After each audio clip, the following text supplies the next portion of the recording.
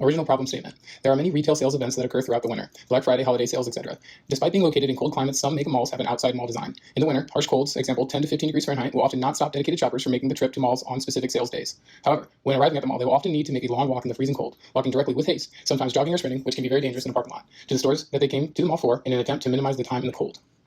Okay, so this is my original business model canvas. For sake of time, since I'm going to go through another one. So we have provide shuttle service for shoppers in cold climates, golf cart type shuttle from their car in the parking lot to store entrance. This minimizes the amount of time the individual has to be in the cold. Customers who shop in the winter and cold climates at malls or large retailers with extensive parking lots. Okay, so here was the initial test that I set out to conduct. So I was first going to receive permission from the shops at Grand Prairie in Peoria, Illinois to set up a free golf cart shuttle to shoppers on Black Friday, 11/25/22. The shops at Grand Prairie is like a big outside mall, mega mall. Indicators that people would use this service and pay for it. So the data, hopefully. Indicator 1 would be the number of people who hop on a golf cart for a ride to store entrances on that day. Indicator 2 would be, I'd have a tip jar, would be clearly visible. Tips would be an indicator of customer purchase intent, maybe. So I was able to receive permission from the GM. I got a golf cart rental lined up. I got a trailer lined up. Got permission to borrow a pickup truck. And then the last thing, insurance was, long story short, way too expensive. No insurance provider really wanted to touch this because it was just kind of unique and didn't fall into any major category of like 300 or 400 major categories of one-day commercial insurance. I was able to get an interview with the GM who provided me with some validation.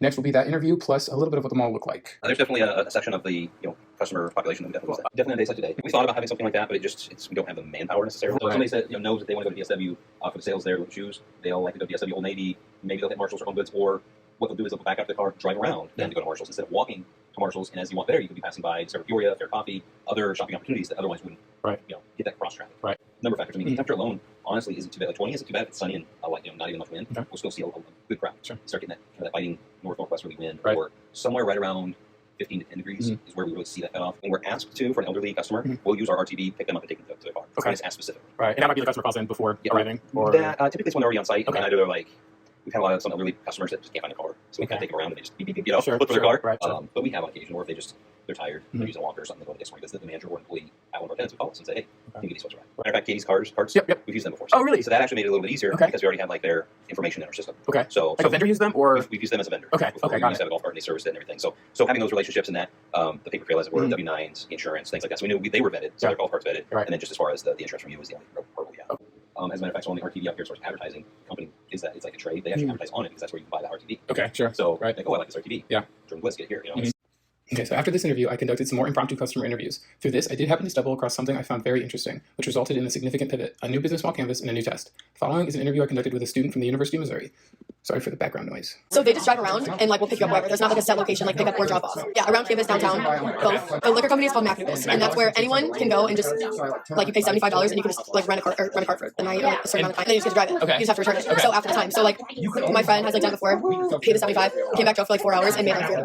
They just use a little Venmo or tip jar. Totally students doing it. Oh yeah, definitely. So they would drop you off at your dorm or a different bar or different apartments. If you and your friend in different places, they would drop you off at different locations. Random advertisements. It's a regular golf cart. They're called Mac Dad. And they're going to give you a ride for free, and you get a tip. Or it's like a standard rate. For free. They give us a ride for free. Right. But the person driving the car doesn't get it. That's the $75 every day. They give all the rides for free. So it's not guaranteed that you're going to make any money off it if you're driving. But you are. And you said Venmo? Yeah, they all just scan the QR. Okay. They post the QR on the inside of the windshield, scan it, pay them $5. Okay, so with that, I set out with a new problem statement. Students at large universities often make long walks, sometimes in groups. Long walks can often take a long time. Sometimes students drive bikes, skateboards, scooters, etc. Some students are willing to pay to reduce walk time, and more so if the service is fun. Also, another problem statement, many students that live on campus at universities are interested in part-time work that has flexible hours, no need to leave campus, and an added social benefit of working with and serving other students. There are very few options for flexible part-time work for students that do not require leaving campus, and that also includes a social benefit for the student.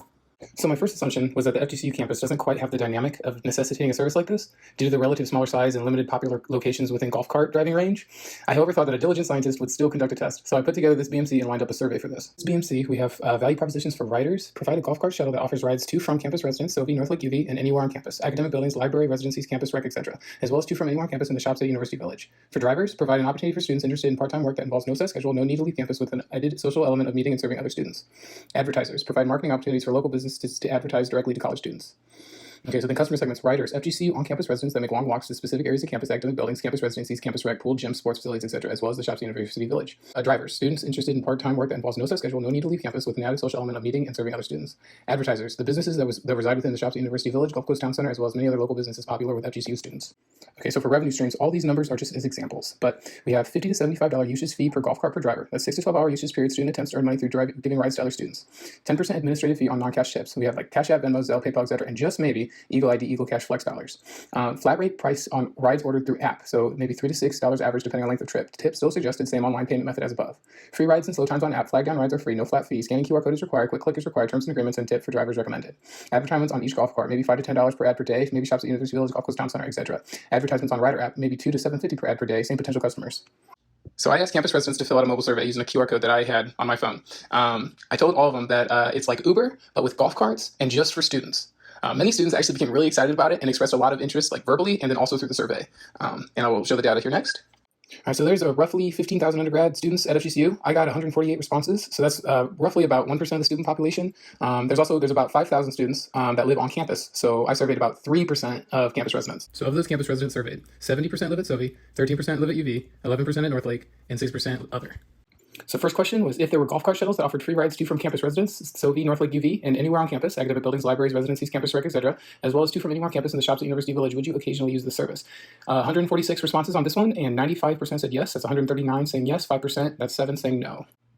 The second question was basically if they would tip the driver, saying that the driver's earnings are paid 100% through tips. 88% said yes, 12% said no, 130 said yes, 17 said no. Okay, so real quick here is the raw data that I have. Here, the first question, this is if they'd use the service. This is if they would tip. This is how much they would tip from a ride anywhere on campus, from one point on campus to another point on campus. And then here's anywhere on campus to the shops at University Village. And then here's where they live. And then this is if they are interested enough to receive future updates, so share their contact information. And then also if they would be interested in driving for the service. And here's what we look like here, going down. So I got some people here definitely interested in doing it as a driver. Okay. All right, so real simply putting that all together, 2 from campus residents anywhere on campus, average ship response, $3.56. 2 from anywhere on campus in the shops at University Village, average ship response, $5.18. Overall tip response, $4.37. 34 students were interested enough to provide contact information for future updates. 31 students were expressed interest in driving golf carts for the service. Okay, so in using some of that data in the business model canvas, so assuming that average trip time is 6 to 12 minutes and 10 to 15 minute dead time per hour, and using average trip slightly lower than lowest surveyed average, so 350 in this equation, that would be 1 golf cart, 1 driver, 1 hour, $21. 1 golf cart, 1 driver, 6 hours, $106. Business takeaway, $40 flat fee for driver for golf cart use, $10 fee non-cash tips, ads on golf cart, assuming 4 ads per cart, assuming $5 per ad per day, ads on mobile app, assuming $3 per ad per day, assuming 4 ads on app, 1 to 6 hour day with golf cart, 1 driver. Driver earnings, after flat fee for golf cart use and 10% on non-cash tips, $73.50. That's for 6 hours. Business takeaway, flat fee for golf cart use from driver, 10% non-cash tips, 4 ads on golf cart, 4 ads on app, $84.60. 1 6 hour day with 5 golf carts, 5 drivers. So that'd be just across the board $73.50 if we assume that equation, and then business takeaway, that'd be $423, using again the same thing just times 5. 1 6 hour day with 3 golf carts, again going down, still would be $36.75 per driver. Business takeaway $170.